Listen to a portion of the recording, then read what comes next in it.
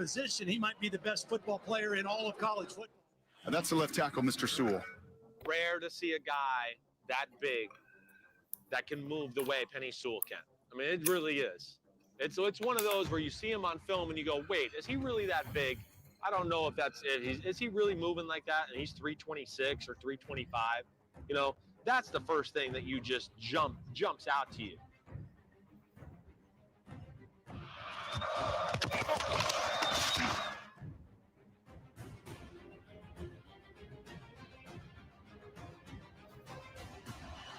not backing off on the tempo. Gets out quickly, Red again in space, and they will. Injury. Missed the first 4 games. Quick out wide, Jalen Red. Watch Penei Sewell, number 58, get out in front of Jalen Red and get the key block right there.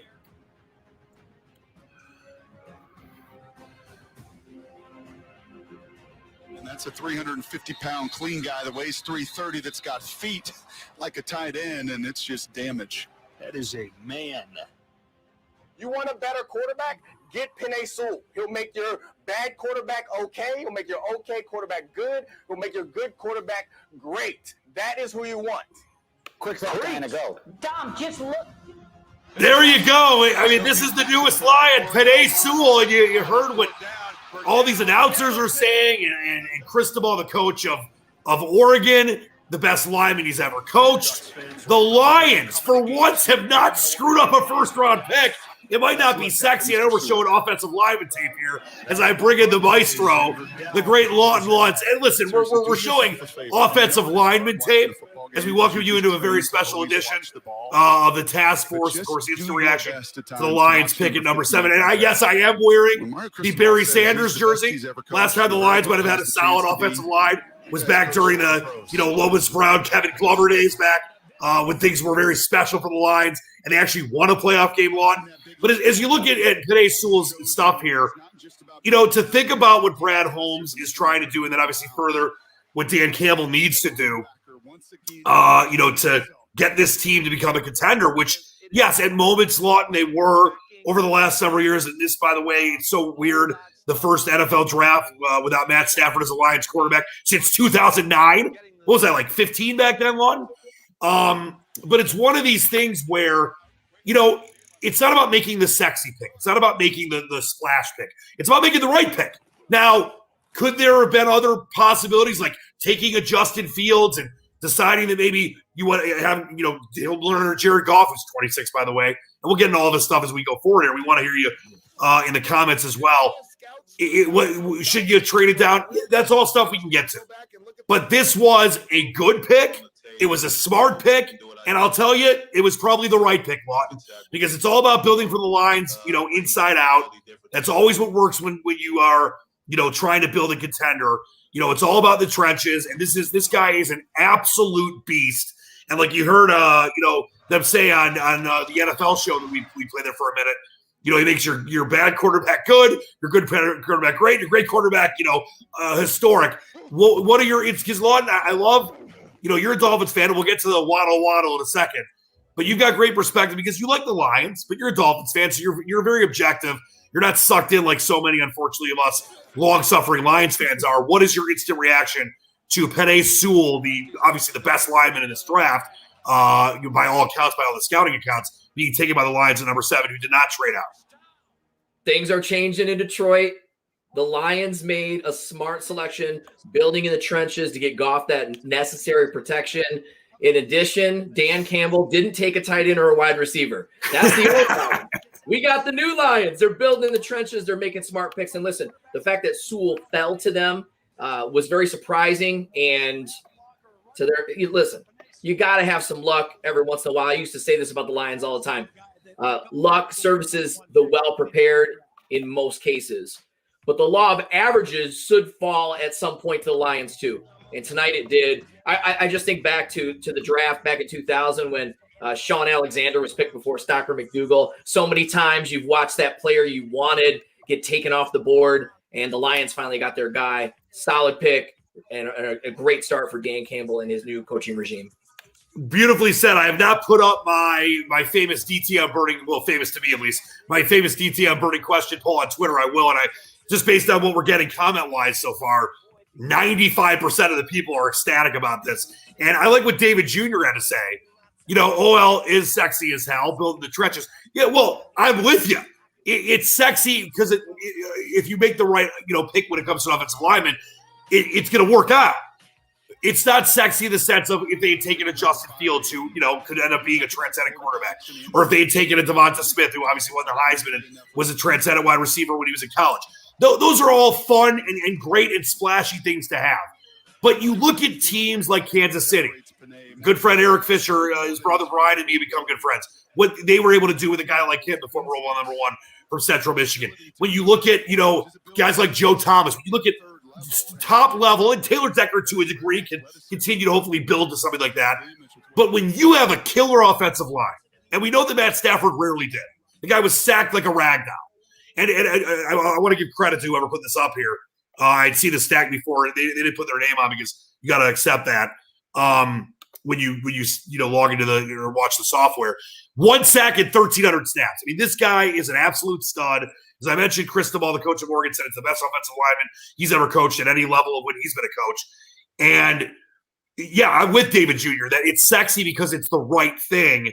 And when you look at what Taylor Decker could be, when you look at what the Lions could do in this draft and some other pieces they have and guys that get signed free agency to continue to build this offensive line, you have a guy in Jared Goff that we don't know. And Lawton, I've equated this many times to my love for poker.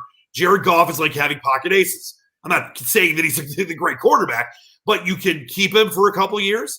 You can trade him. You can, draft a rookie and let him, study under him. There are so many options. The guy that 2 years ago went to the Super Bowl. He's 26. People forget that Jared Goff went to the Super Bowl. I know some will say, well, he had a lot of weapons in McVay. Listen, you can't just get there by accident. He's not Trent Dilfer. He's not Brad Johnson. He was a good quarterback the year they went to the Super Bowl and lost in the end. Why am I forgetting who they lost to? They lost nothing. San Fran lost to Kansas City. The Rams lost to – why am I forgetting who they lost? Yeah, New England. Yeah. So it's one of these things where if you can get a killer offensive line along with making the right choices at running back, which hopefully DeAndre Swift is, having a quarterback in Goff that, as they said on the ESPN show, it's, making a good quarterback great, a great quarterback elite. Jared Goff is probably a decent average quarterback. At times can be above average. Maybe this is what it's going to take for Goff to end up being the guy that could be there for several years going forward. Doesn't mean that he has to be, but this was the right pick. And so many times, Lon, we've seen, whether it was Eric Ebron, even last year with Hockenham. I love TJ Hockenson. To take him as high as they did was crazy. You saw that when Kyle Pitts, who many think is the best prospect in the entire draft, was taken at number 4. That was the highest a tight end has ever been taken. The Lions so many times would do things that were against the grain. They thought they were the smartest team in the room.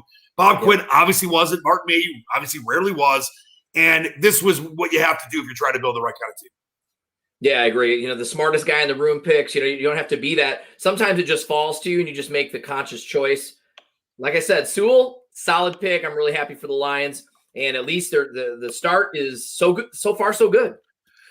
Yeah, I will tell you, it's one of these things where we have no clue how this is going to work out. And it's one of these things where if you're a long-suffering Lions fan like me and so many others, I was just on a friend of mine's show, and we were talking about how, they're like, what's the worst-case scenario? I said, I don't know, taking Mac Jones, taking Eric Ebron. There's so many ways the Lions could have screwed that pick up at number 7, which, they do this on a scale along. There's points. I don't know the points, memorized right now.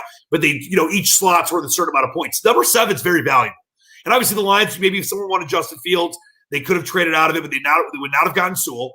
And this is a guy that a lot of people thought was going to go to the Dolphins, number 6 before. And you mentioned, the Lions got that pick in really quick.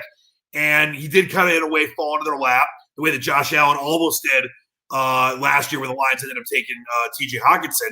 So I'm excited because on paper, and that's all it is right now. And Lawton, you've been around here for a while, so you get, the long-suffering Lions fan stuff. On paper, what Brad Holmes has done, no one thought he was going to come in and run his first team and trade Matt Stafford. They're like, oh, there's no way that's going to happen. He did that. Obviously, Galladay's gone. Some other, the receiving core is very light. But to make the kind of moves that he's done so far, and then obviously it's his first ever pick as the GM, to get a guy that not only is the right pick for where they were at, but is a smart pick and can really be a huge factor for a decade plus on that offensive line.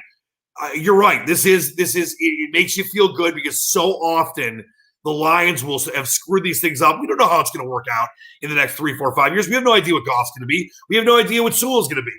But this is what you have to do when you look at teams that have been successful. San Francisco, Kansas City, Baltimore. Obviously, we know what New England's done, but that's, they're an anomaly in their own way.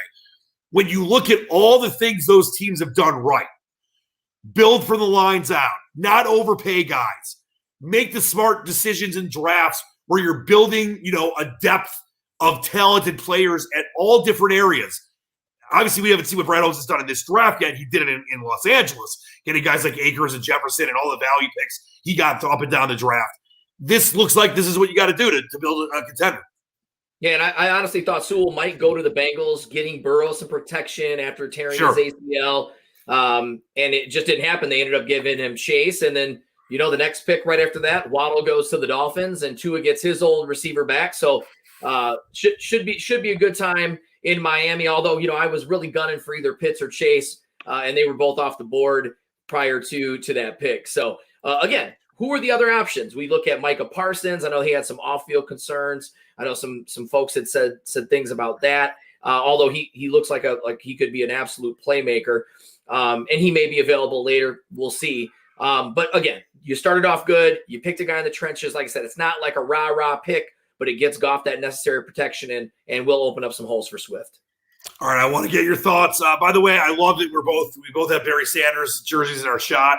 And that Miami Dolphins jersey, is that a Ray Finkel jersey that you got behind you on your left shoulder? Who's Ray 13 Finkel, again? Ray Finkel was number 5. Ray Finkel was number 5. You know I'm bad with numbers. Who's 13 again? Ricky Williams? Is the Hall of Famer of Dan Marino. Oh, see, I'm like so good with like 20 and like the historic numbers, but I'm so bad overall with jersey numbers. I always have been. But I want to get your feelings on your Fins. We'll touch a little more on the Lions and what you want to see them do. Maybe they'll pick again in the first round. So we'll get into that in a second. But I want to give our friends at Screwball a moment for the special task force draft into reaction show. Screwball Peanut Butter Whiskey. A refreshingly unique taste on the world's most classic spirit. It goes down smooth with a perfectly blended finish. Anything but ordinary, and always lives up to the name. Sure, it sips a little different, and that's just who we are. Peanut butter. Screwball Whiskey, the original peanut butter whiskey. And lucky for us, the Lions for once didn't throw any screwballs out there in the first round. Now, I want to hear you are a Fins fan. You're Fins fan number 1. By the way, you and I have been having a lot of fun on we're on a ridiculously silly text thread for our fantasy league, the historic UFFL. I know some are watching right now. Probably Silly Towers and Half a Hate and many others. We love Jack Kent Cook too. But we've been having a lot of fun on there tonight just with all the craziness and the possibilities. And Trey Lance going number 3. By the way, people, that was a surprise to some, but Trey Lance's odds, and I always tell people, my friend always texts me the draft odds. A lot of those are all BS. But when Trey Lance went from like plus 140 or whatever to minus 165 in like an hour and to be taken at number 3, people knew what was going on. So that did shock me. It sucks for Garoppolo because remember, this guy comes in, doesn't play the first 2 games, plays amazing. They go to a Super Bowl, all that stuff. And then, he's mid-speed. And you thought maybe Aaron Rodgers could have been in play, some trade there. Obviously, we'll see what goes on with the Aaron Rodgers stuff, which we'll get to in a minute. That kind of shook the NFL to the core. But, you look at all the stuff that's going on, and I know as a Fins fan, Sewell could have been there. I know you would have loved Kyle Pitts. There's no way Pitts was lasting to number 6. I know Chase was another guy you had talked about. What do you think about Waddle? I mean, he's obviously a stud. And do you think it was the right decision by the Fins brass on a team that is kind of in, I don't want to call it quarterback no man's land, but I wasn't impressed with Tua towards the end of the year long. You know, I'm not a big fan. I'm not saying I'm not a big fan of him in general, but I'm not a big fan of him right now as far as being the future for your franchise. That hopefully, you know, for Dolphins fans like you could change. Where are you at with all that stuff and the pick, of course, obviously?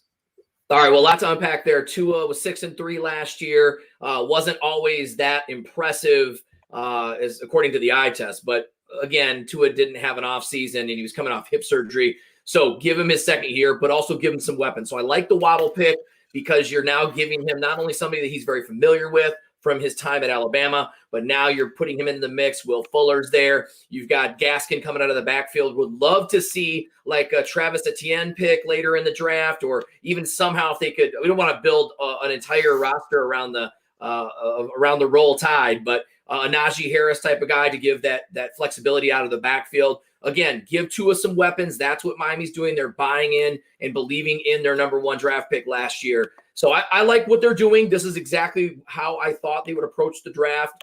And they get another shot at 18 to pick another, hopefully, playmaker.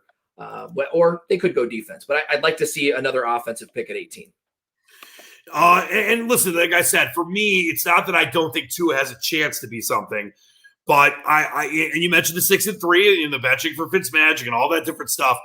What would you have thought of if the Finns, you know, took a Justin Fields, if they traded up, and I mean, obviously they weren't going to get Trey Lance, but if they, you know, made some kind of crazy move for Zach Wilson, obviously I don't think that Miami would have done something like that, but it seems like they are definitely believing in Tua for now. If, let's say, he kind of regresses this year, are you kind of handcuffed? Like, because Fitzmagic's obviously gone, and it wasn't the answer anyway. Are you at all upset that there wasn't a thought about taking a quarterback there? Not at all, because that would go completely against Chris Grier would have to actually admit that he was wrong the year before. To take a quarterback number one and then say, coming off that major of an injury and knowing that, to just give up on him after a year, it's a wasted draft pick. So I think you got to give Tua this year. Now you pair him with somebody he's familiar with. So building this the right way. And listen, this is a big year for Tua. He's got to show major improvement this year. The Dolphins have to make the playoffs. And again, we talked about this before. The last day of the year, the last week, they had to have a bunch of things happen for them not to make the playoffs, and all those things happened. So I really think they could make the playoffs this year. Buffalo is going to give them a run for their money for sure in the AFC East. So we will see. But I like what they're doing. Again, they took Tua. They're sticking with him as they should. They got to give the kid another chance. And I think, like I said, this is a big year for him. And we'll see what happens. All right. Well stated there, fine friend. Before we get out of here, I want to do a couple things. A couple more comments here. Everyone, like I said, it's like 95% people loving the pick. Brian Boggs loves the pick. Kevin Pilarcio. Or Pilarcio. Our good friend and great neighbor Cindy was talking about Kevin Pilarcio. So there's your shout out. Let everyone know what you think the Dolphins need to do day two. Now, listen, you guys got a million picks. You got another pick tonight. What do you think the Dolphins need to do to be smart to continue to build to that crescendo that hopefully the Lions, I mean, I love Flores. I think that Flores is a great coach. And hopefully Dan Campbell can be like a Brian Flores type of guy where you see an immediate bump year one, even with a lack of talent in some areas. Dolphins obviously stashed picks for years and were able to draft a ton of talent. Mm-hmm. And in a similar way, the Lions haven't done this as much as the Dolphins have yet, but kind of got rid of guys, you know, whether it was letting them go through free agency or, you know, trading them or cutting them. That's what the Lions have to do, get lean and mean and then start adding pieces through the draft, obviously, and through offseason signings. I think the Dolphins, you know, this draft could be what it takes if they have a successful one to go from, okay, this team is on, you almost made the playoffs last year, missed by a game on the final day. They could make that jump to, okay, they might contend for the division now because we know New England ain't New England anymore. And, you know, we'll see what the Jets are able to do. I mean, I think Zach Wilson's going to be great down the road. The Jets have been a mess forever. And, you know, the Bills are the class of the division right now. But to see what Miami has on both sides of the ball, and then getting another talented, you know, skill player like Waddle, you knock this draft out of the park, they could be in the division race next year.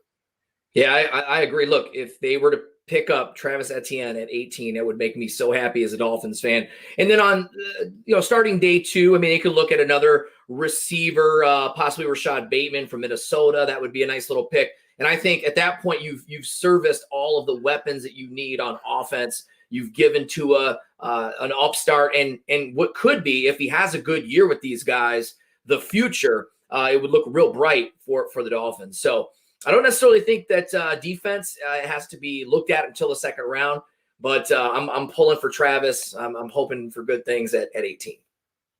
Yeah, and 18 is going to be here before we know it. All right, well, Lawton, we're going to do another show tomorrow at 5 o'clock Eastern to kind of recap round 1, continue to talk about what the Lions did, what the Dolphins did, what the NFL did. But before we go, I did want to bring up the Aaron Rodgers news that in many, many ways shocked the sports world, not just the NFL world. And, a lot of times when things are leaked, especially when it comes to the draft, it's an agent trying to get a guy, moved up the board or misdirection by a GM. To me, this Aaron Rodgers thing is nothing but what it is. He wants out. And if people don't know, he's got 1 year left on his deal. He's got an out after next year, so it's not going to be hard to trade him. And it looks like this is probably, I don't know how it's going to end up playing itself out. Trades tonight, trades tomorrow, we'll see. But I don't think Aaron Rodgers is going back to Green Bay. And listen, he's 37. He's not a spring chicken anymore. But, the GM and they tried so hard to convince him to stay. They, said they wouldn't trade him. They tried to restructure his deal. And Rodgers, he wanted to be there long. He wanted to be the end of his career there. And it looks like he's not happy with what they've decided to try to do there. And obviously drafting Jordan Love last year was not going to add to that. You saw the reaction on the underbelly of how upset he was. Even if he wanted to try to be like, remember, famously, Brett Favre wasn't happy about having Aaron Rodgers learn from him. He didn't want any guy taking his job. So I get where Aaron Rodgers is coming from, but it's one of these things where, I was surprised when that news came out. And it's not one of those things where, and I know Adam Schefter broke it and many others confirmed it. It's not one of those things where I think it's just like, an agent or a player trying through the media to get something to change. I think Rodgers genuinely wants out, and I think he's going to be out. Yeah, this is oddly familiar to the whole Brett Favre situation.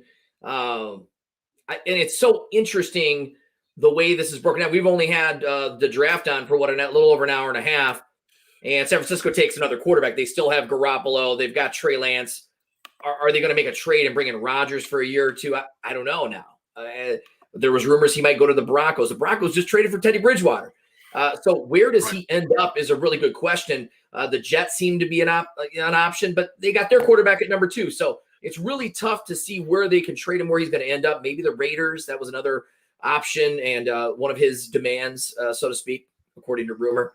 But yeah, this is oddly familiar. If he gets traded in the division somehow, that would be way too familiar, much like Brett Favre went to the Vikings. So this is going to be interesting drama as it unfolds, and just really, really, really surprised by the news today, and even more surprised that the 49ers took a quarterback at 3. Because honestly, if they would have taken somebody else, let's say they take Pitts or another wide receiver, you'd have kind of known if they got rid of Garoppolo, they would have brought Rodgers in, and if they would have done well, maybe they give him an extension. But all that, it's all for naught now. It's just really going to be interesting to see how this unfolds. Well, and I always thought they were going to take, remember the rumors for a long time where they were going to take Mac Jones. They loved Mac Jones. I thought some of that was misdirection. Obviously, Lance was their guy. That's why they traded with your Fins. I think they always were going to take a quarterback because Garoppolo obviously has fallen out of favor. Remember, there's been some infighting, reports of that with him and Kyle Shanahan. And they obviously – Trey Lance, I think, is going to be amazing. He might take a couple years, but I think Trey Lance is going to be an absolute stud. So that's a great pick for them. We'll see how the rest of it shakes out. Fred Woods, boy, this would be the bane of my existence because me and Dave Rieger, the better Rieger, Jeff Rieger's brother, our good friend, is a huge, and our good friend Matt Towers, for our fantasy league, big Bronco slaps, total traders, and they've all lived here their entire life. Unlike me, who's lived in like 10 different places, is always a Lions fan. If Aaron Rodgers goes to the Broncos, I'm going to be so livid because I won't hear the end of it from stupid Dave Rieger. Let's say he does, right? Drew Lock, the starting quarterback, is now the 3rd quarterback because Bridgewater would obviously, I think he would fall second on the depth chart. By the way, Devontae Smith just getting selected by the Eagles, going to play with his former quarterback from Alabama as well. So I feel like a little trend is showing here. so far. Yeah, what was the other? I was forgetting. I mentioned I was out with some friends on a different show before we came on live. What was the thing? Was it something about Tua? And I can't remember what did he say? There were some comments that he made about Bama. From what I remember, they asked Waddle, would he rather play with Tua or Mac Jones? And he did at the time say Mac Jones. So yeah, that's right. That's what it was. He said Mac Jones. And it's one of those things where it's like, what are you going to say? You're not going to want to play for your current quarterback. It's a no-win question. So, yeah, they may have to hug it out a little bit if that's even a problem. But, yeah, good. Devontae went to Philly. They needed a receiver. Jalen Hurts gets a guy he's familiar with. So that's all kind of interesting to see so far. 3 for 3. You're getting old guys going and linking up with their old quarterbacks. Pretty interesting. Well, another fabulous job as always by you. We'll do it again. Some more depth stuff tomorrow. Any parting shots by you as I throw up some Penei Sewell film? Like I said, it's not OT film. Offensive lineman film is not the sexiest, but boy, you can just see that he is a man amongst boys. And we played at the Open. This is a guy. I forget it was that Ryan. What's his name from ESPN that said made the comment that he makes a bad quarterback good, a good quarterback great. I'm forgetting his last name, but one of the guys from the NFL Live show, and I think he made a great point there. It's one of these things where you got a lockdown, drag out offensive lineman, and now you got 2 because I think Decker's still got a huge upside, even though he's had some injury issues and some inferior play at times. He still is graded out very well by PFF and some Pro Football Focus and some other things throughout his career. And then this guy Sewell, who allowed 1 sack and 1,300 snaps, and by all accounts, he is one of the great offensive lineman prospects in the last decade plus. Playing in the Pac-12 where their offense is key. This is a solid pick for the Lions. It is, and if I have to give parting shots, I mean, you're well aware I've lived in Metro Detroit for nearly 20 years. I've lived in Michigan for 35. And have always wanted to see the Lions do well, even though I'm a day one Dolphins fan ever since I was a little kid.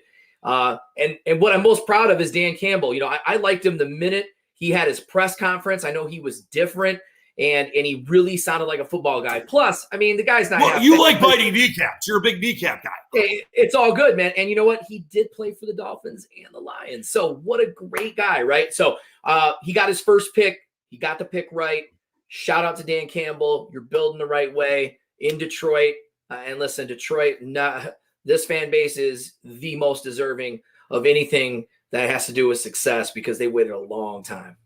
By the way, it's so funny. When he was named the coach, there's always going to be Lions haters and dissenters. You and I know some personally. And that's fine. If that's the way, it's okay to be critical. I mean, I'm critical when I have to be.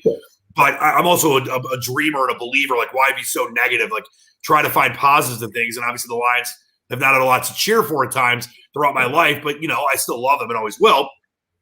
And when he got hired, people said, oh, he was on the 0-16 team. Why the hell would you want him to be here? Like, there's a correlation with him playing on a team that was 0-16 and then becoming a head coach years later after, by all accounts, doing a great job as an assistant with the Saints.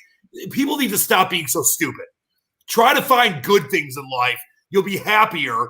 And yes, you're allowed to be critical. You're allowed to be frustrated. That's what part of being a fan is. Fandom is the full word. The root of fandom is fan. So I get it, but this looks like and feels like so different, Lawton, and you've been there, like you said, for a long time like me. I might have lived in different areas, but I've always been connected to the Lions. This is one of those things where I will tell you that it feels and smells different than it has for years when it comes to the Lions. And we don't know what's going to happen. I'm not trying to say the Lions are going to be the Super Bowl champs in 3 years.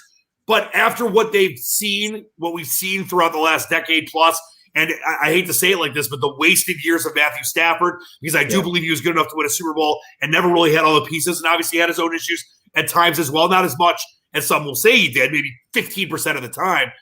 This is so refreshing because all these teams that I mentioned, whether it's San Francisco, the Rams, the Kansas City Chiefs, the Baltimore Ravens, New England, all these teams that have been successful in the last decade or so, and obviously New England for longer than that, they've all done similar things as far as hiring the right kind of general manager.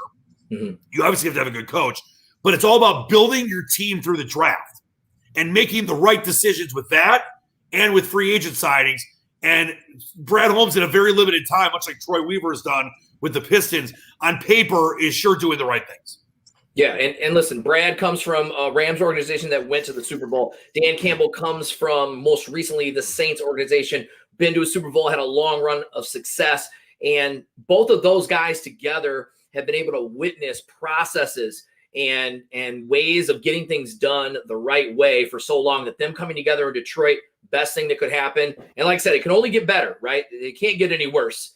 And like I said, I think a little bit of it got better tonight with that first pick with Sewell. So congrats. Before we go, guess who takes Justin Fields? I saw it. The Bears now have 17 quarterbacks, but that makes sense. Dalton was given, the word by the coaching staff that he was going to get the start, and that's why he did not re-sign in Dallas. He went to Chicago for that reason. So it would most likely mean that he would start. Fields would back him up, get some time behind Andy Dalton, who's a veteran. And that would make sense. Now, I just don't know what they do with other few quarterbacks that they have because Chicago. Well, Chicago's where quarterbacks go to die. So, I don't love that he's in the Lions division because I do believe Justin Fields, and we know the seizure stuff came out. I hope it isn't an issue for him because he's, by all accounts, a dynamic kid and also a very talented kid. But I'm not that upset that he's in the Lions division because I'm not really worried about Justin Fields right now. Because Chicago's had such bad luck with quarterbacks, so I'm not that concerned about it. Well, hey, they've got a few that they can trade, and I would get the Washington football team on the phone right now because they're dealing with Heineken and Fitzmagic, and I would say that they are definitely in the market for a quarterback. But I don't think they're going to get an Aaron Rodgers, although it would be so Snyder to give up like 5 first-round picks to the Pack. Maybe he'll give up like a percentage of the team. Like I'll give you 5% of the team. I'm in the market for great shows and great people, and that's what you are. So thank you as always. Thank you, we will do it again tomorrow. And I'll just say it's so nice and refreshing for the Lions to do something that actually makes sense in the first round. And yeah, it might not be the sexiest pick.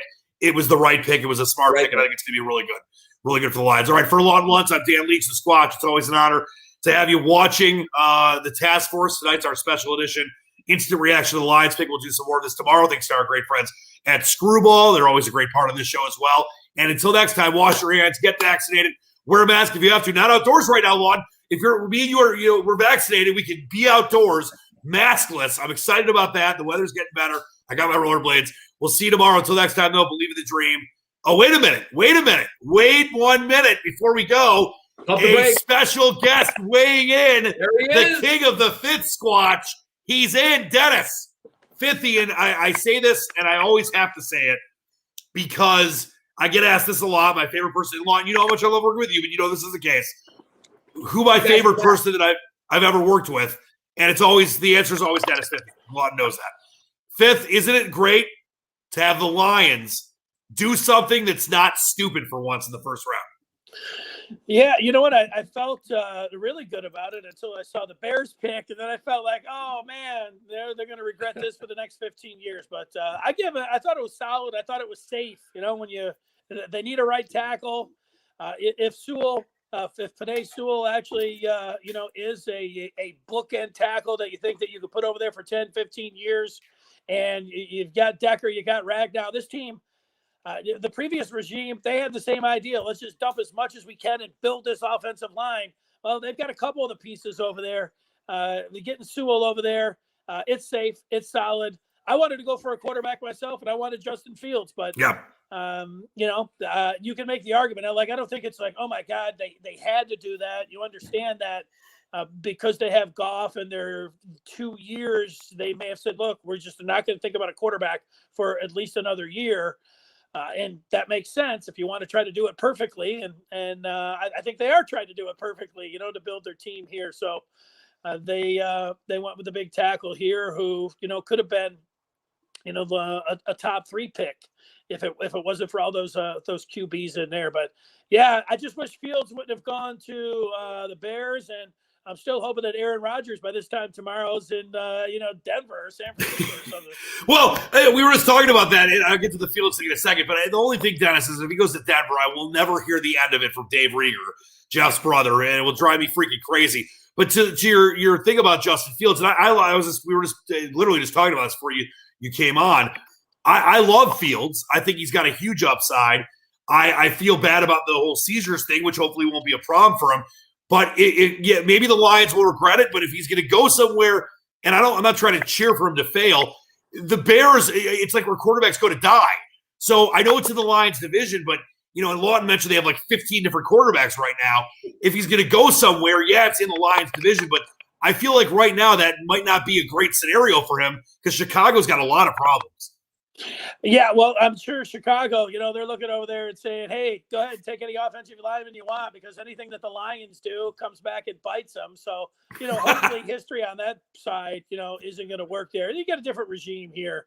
The one thing, though, with the Bears, because you had a bunch of field quarterbacks before, it doesn't mean that it won't work with Fields. But I think that he'll start from game one. Remember, they got a pretty good scenario there when you think about what kind of defense they have. They have Allen Robinson. They went with the tight end last year from Notre Dame. So they've got a little bit of something going on. They were missing a quarterback. And so it's interesting. I don't think the Lions are going to win the NFC North, but I think the Bears will be in the mix. You get Aaron Rodgers out of town. The Bears might be they'll be the favorite to win the NFC North. Yeah. Lon, you got anything for King Fithian?